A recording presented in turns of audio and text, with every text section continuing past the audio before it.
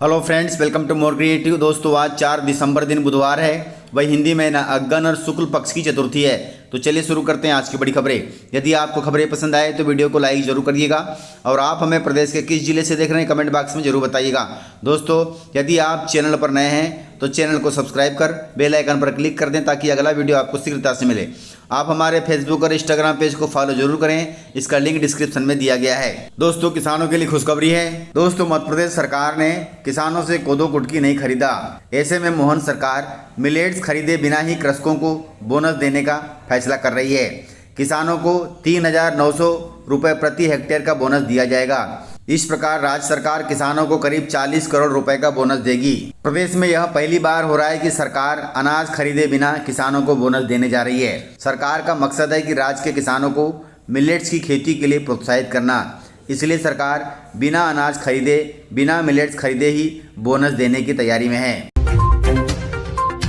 दोस्तों, मध्य प्रदेश के डीजीपी 4 संभालते ही एक्शन में आ गए हैं। 1988 बैच के वरिष्ठ आईपीएस अधिकारी कैलाश मकवाना ने मध्य प्रदेश के डायरेक्टर जनरल ऑफ पुलिस का पदभार संभाल लिया है। डीजीपी कैलाश मकवाना ने सोमवार को अपना पदभार ग्रहण के बाद राज्य की कानून व्यवस्था को मजबूत बनाने और जनता की समस्याओं के समाधान को प्राथमिकता देने की बात कही। उन्होंने पत्रकारों से चर्चा करते हुए राज्य में पुलिसिंग सुधार, साइबर अपराध एवं यातायात सुधार जैसे विषयों पर अपनी प्राथमिकताएं स्पष्ट की। डीजीपी कैलाश मकवाना ने कहा कि साइबर अपराध राज्य में प्रमुखता से बढ़ गया है। डिजिटलीकरण और ऑनलाइन लेन देन में बढ़ोतरी के चलते साइबर अपराध तेजी से बढ़ा हुआ है। इन अपराधों पर लगाम लगाने के लिए पुलिस को तकनीकी रूप से और सशक्त बनाया जाएगा। वहीं आधुनिक तकनीकों का उपयोग करते हुए साइबर अपराधियों पर नजर रखी जाएगी और पुलिस को डिजिटल ट्रेनिंग दी जाएगी ताकि वे साइबर ठगों को आसानी से पकड़ सकें।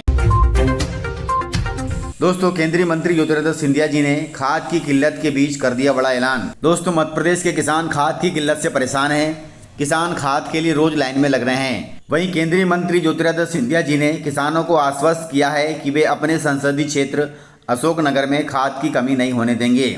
उन्होंने अपने वादे के अनुसार अब तक अशोकनगर में कुल 5,700 मीट्रिक टन खाद पहुंचाया है। इसके अलावा उन्होंने किसानों के लिए एक और राहत भरी घोषणा कर दी।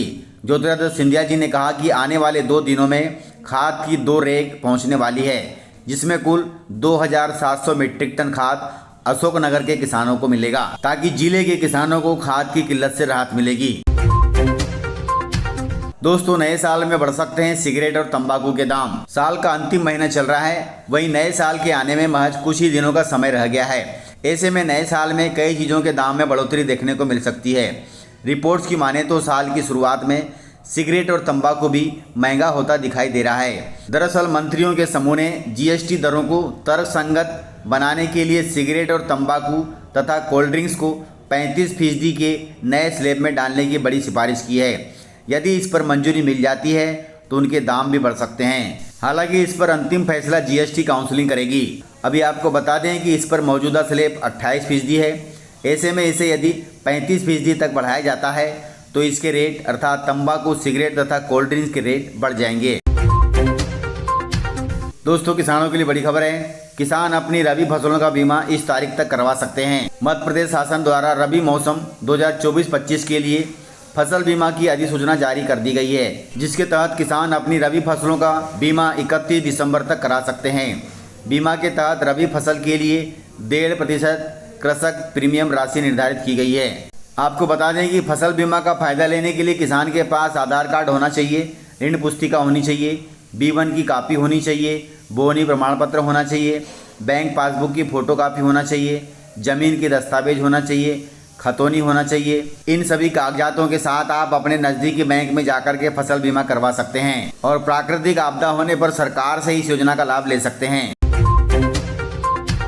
दोस्तों, बालाघाट में 3 दिसंबर को मुख्यमंत्री का आगमन हुआ था। मुख्यमंत्री के आगमन के पहले हुआ है बालाघाट में हाई वोल्टेज ड्रामा। बालाघाट जिले में प्रदेश के मुख्यमंत्री मोहन यादव 1 दिवसीय प्रवास पर आए थे और उनके आगमन के दौरान किसी भी प्रकार की अप्रिय स्थिति उत्पन्न हो, इसके लिए जिला प्रशासन व पुलिस प्रशासन लगातार प्रयास कर रहा था। इसी कड़ी में उनके आगमन से पूर्व कलेक्ट्रेट परिसर में एक हाई वोल्टेज ड्रामा देखने को मिला।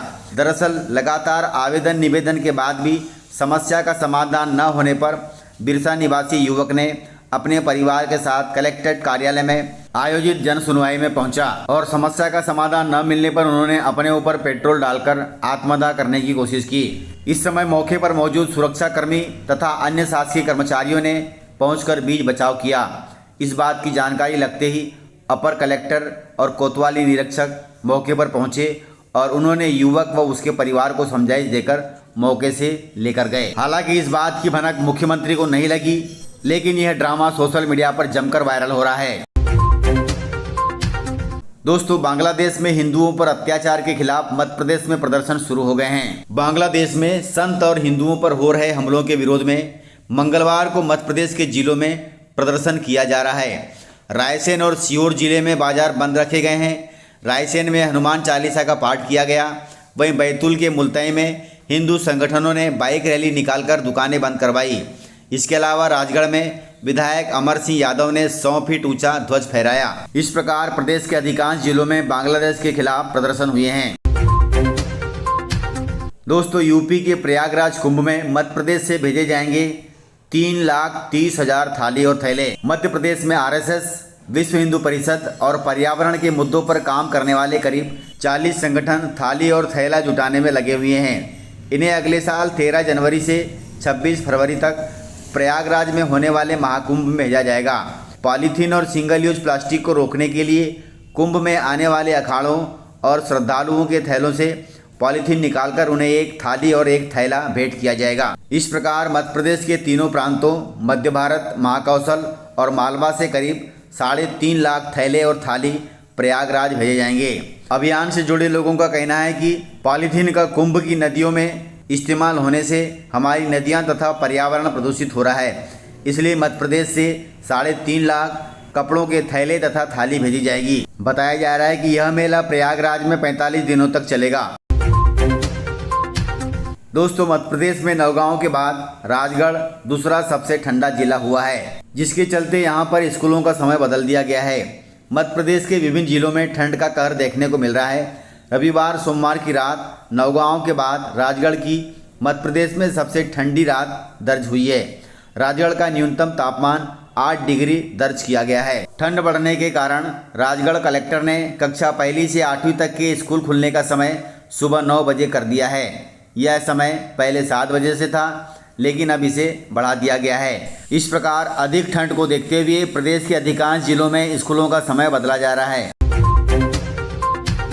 दोस्तों, मध्य प्रदेश में 45 लाख टन होगी धान की खरीदी। मध्य प्रदेश में 2 दिसंबर से समर्थन मूल्य पर धान की खरीदी शुरू हो गई है। इसके लिए पूरे प्रदेश में 1412 खरीदी केंद्र बनाए गए हैं। इन खरीदी केंद्रों पर 45 लाख टन धान खरीदने का लक्ष्य रखा गया है। किसान जो उपज लेकर आएगा उसकी गुणवत्ता का आकलन नमी, कचरा और टूटन के आधार पर किया जाएगा। इसके बाद ही उपज को स्वीकार तथा अस्वीकार कर पर्ची जारी की जाएगी। यदि उपज गुणवत्ता युक्त नहीं होगी तो उसे लौटाकर ठीक करके लाने को कहा जाएगा। इसलिए ध्यान रखें, खरीदी केंद्र पर अपनी फसल ले जाने से पहले उसमें कचरा, नमी तथा टूटन को एक बार चेक कर लें। उसके बाद ही अपनी फसल को ले जाएं, अन्यथा फसल वापस भी हो सकती है। इस प्रकार से जानकारियाँ थी। तो मिलते हैं सर अगली वीडियो में, तब तक के लिए जय हिंद, जय भारत, जय मध्य प्रदेश।